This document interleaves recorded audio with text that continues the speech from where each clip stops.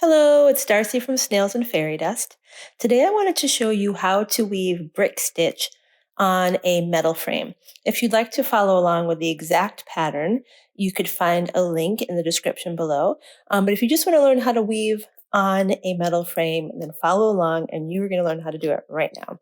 So the frames I have are actually a 1 inch in diameter frame. If you wanted to follow with the exact style I'm making, that is what I have here. I think it's about 25 millimeters. And then I'm using size 11 Miyuki Delica beads. I have a size 12 beading needle. I have these French ear wires. And I have my handy Fireline beading thread in 6-pound weight. And additionally, I have some pliers and a pair of scissors, of course. Okay, let's get started. To begin, I am going to cut an arm's length of Fireline beading thread. That is approximately 5 feet, 5 feet and some inches. It's not an exact science, this. And then I'm going to prepare my Fireline to thread my needle. To do that, I run it through my nails to sort of really flatten it. And it makes it much easier to thread once you've sort of flattened it between your nails. You could also use a pair of pliers to flatten it as well. Okay, the next thing I'm going to do is find the end of my thread, and I'm going to make a square knot onto the frame. And to do that, I'm going to go right over left and then left over right, just an old double knot, square knot. I'm not exactly sure what knot it is, but you know that basic knot. Do it twice, and then you have a nice knot. You also want to make sure you leave yourself a good 3-inch tail so you could thread that and weave it back in later. So here we go. We have the knot there. And now I'm going to pick up the first 4 beads in my first row of my pattern.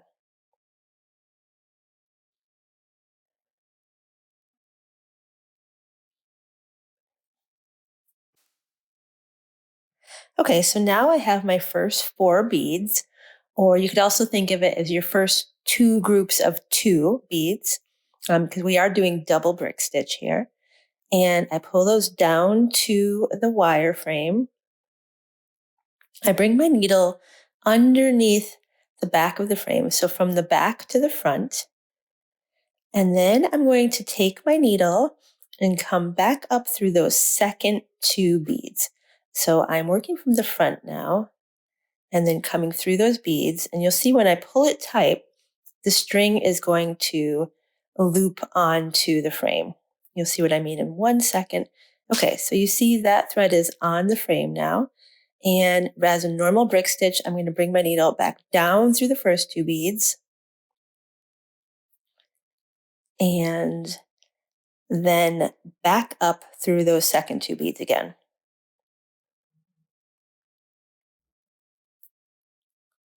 Here we go. We're just going to come right back up through there.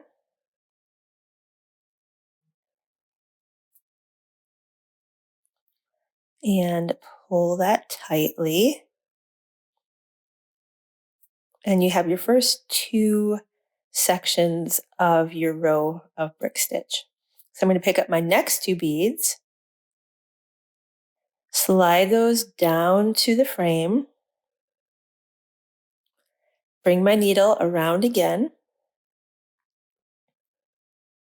So from the back of the frame through the front of the frame, and then I'm going to come back up through those last 2 beads. There you go. So your needle wants to come up through the last bead you've just added. And then when you pull it tight, you have something like this. And you want to make sure you're really sort of giving it a tug at the end of each section you've added to make sure it's tight on there, because this is our foundation row for the entire earring. So you want to make sure it's very secure. And you're going to keep adding 2 at a time like this. So I've added another 2 needles coming from the back through the front, back up through the 2 beads. And you are going to repeat that process very easy peasy until you get to the end of this row. Now I should have said this at the beginning, but I do recommend that you have experience with brick stitch. I wouldn't want this to be your first brick stitch project because you will probably be pretty confused. So if you have done brick stitch before, you'll recognize now that this row is basically skipping that foundation row that we normally make. So there's no foundation row of ladder stitch like we normally do. Basically, the wire frame is acting as the foundation row. So you see, I just got a little tangled up there. I've fixed that. Um, just remember to take your time. If I hardly get knots anymore. If you're using the right thread, you're not going to get knots. You will get knots if you're just not paying attention and you like pull too tight before you've sort of seen what's happening. So when you see you're tangled up, take your time, take a breath, undo it, and it's not a big deal. So I'm just going to keep adding these 2 beads at a time until I get to the end of this row. And then we'll do our next row of brick stitch and carry on. So I'll see you there at the end of the row. Okay.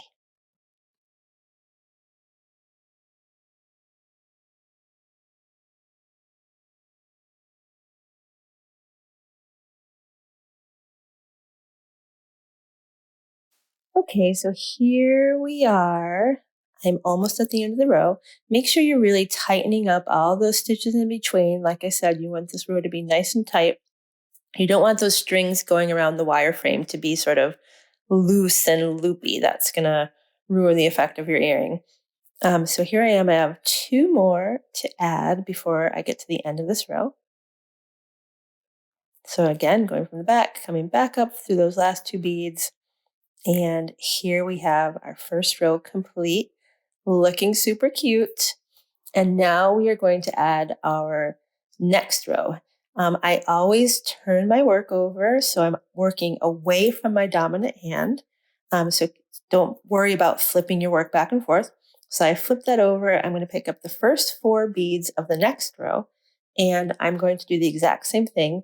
But this time, instead of weaving on the wire frame, I'm going to be weaving onto these little thread bridges that we've created from our first row. So I bring my needle underneath that second thread bridge from the outside, pull all the way through, come back up through the second 2 beads,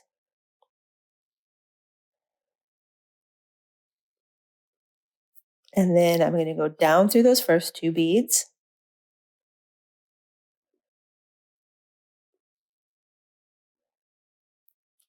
and now back up through the second 2 beads again.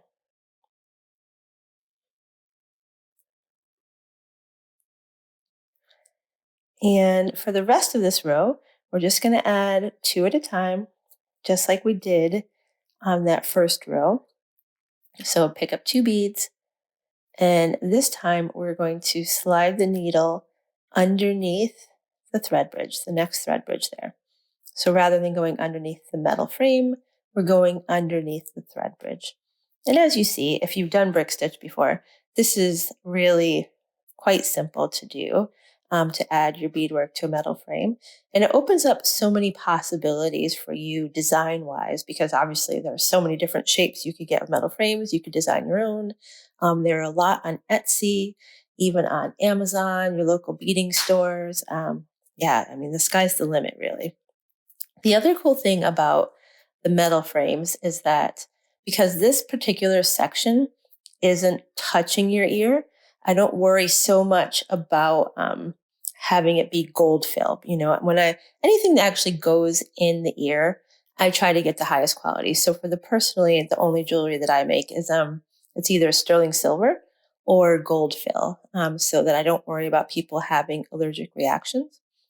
But with the metal frame, if it's not actually coming in touch with the skin, you could be a little more, you could have a little more freedom in the metals you're buying, and maybe buy something more affordable.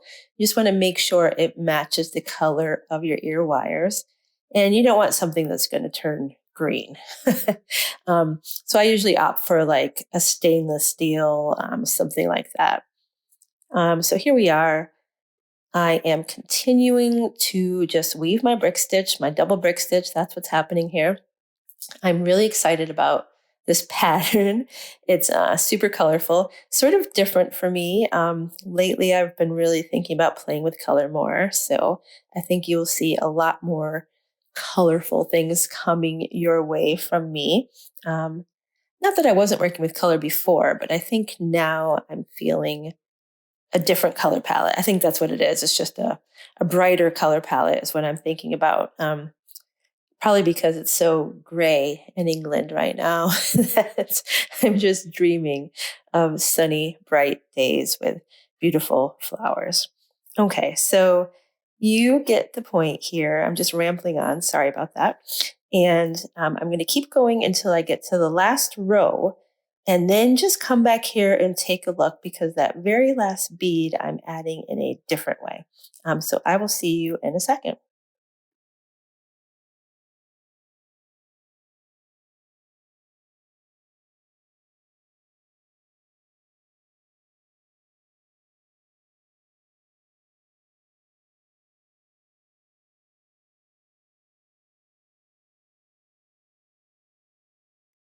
So here I am. I'm going to put my last two sets of two beads on.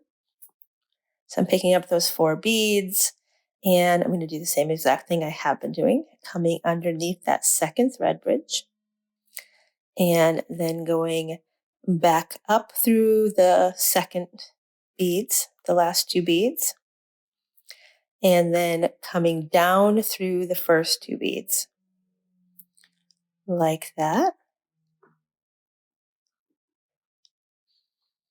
And then I'm going to come back up through those second two beads once more.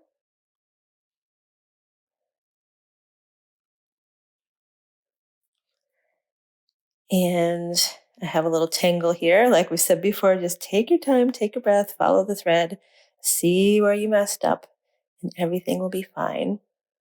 It's when we rush with these things that suddenly it all goes wrong. Okay, so I could see what my problem is here. And I'm just going to unravel this mess I've created. Okay, there we go. Back to normal. Now you see we have one more bead to add to complete the triangle. So for that very last one, we're not going to do it in sets of two. I'm just going to pick up one bead and I'm going to go back through the two beads on the outside of the last row and then come back down through the ones opposite. Okay, well, actually, no, I'm not doing that. I'm just going to weave back up. You know what I'm doing here? The reason I probably chose to go that way. When you have these little wiggly beads on the outside of your brick stitch and you feel like they're wobbly, it's nice to sometimes just go through and reinforce them. Once you pass through that again, your beads will sit straight. So don't be afraid to do that. There's no problem doing that, and it will really sort of like reinforce your work too, help to make it a bit stiffer. So now I am just weaving through two sets of two beads. I'm going sort of around in a circle. So coming down through the two sets on this side, up through the two sets on the other side. And that creates tension so that I can finish my thread without having to make a knot. So I just do that a few times and that thread's going to be super secure. You don't need to make a knot in order to make this hold. So I'm just doing that. And when I'm done with that, I will just clip that string. There we go. And then for the next step, I want to take that tail from the beginning and I'm going to thread it onto a needle. So I flatten that thread out with my nails, thread my needle, and now I'm just going to weave that thread back into the work as well.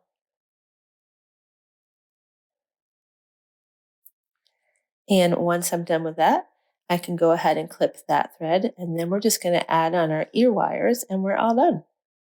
Nice thing about this is that, if you're not adding fringe, it comes together much faster. And when you have the wire frame, suddenly you have this bigger earring without having to do all of the leg work or the bead work as it may be. And it's just more dramatic. You have these different shapes you could work with. I'm looking forward to finding some more frames to show you guys some different ideas. So here we are. We're all finished there. I'm just going to take these French ear wires And I'm going to grab the end of it with my pliers and pull it towards me. And then I'm going to go ahead and put that triangle on there and close that up. That one is good to go. And then I'm going to do the same thing with this one. The nice thing about these French ear wires is it gives the triangle a lot of room to move around. But obviously the ear wire is going to stay at the apex of the triangle is when you're wearing them. Gravity will do its thing that it always does and hold them where they need to be. So there we go. I hope you've enjoyed this quick little tutorial, and I hope you have fun beading onto frames. And please subscribe, come back for more videos, and I'll see you soon. Okay, bye.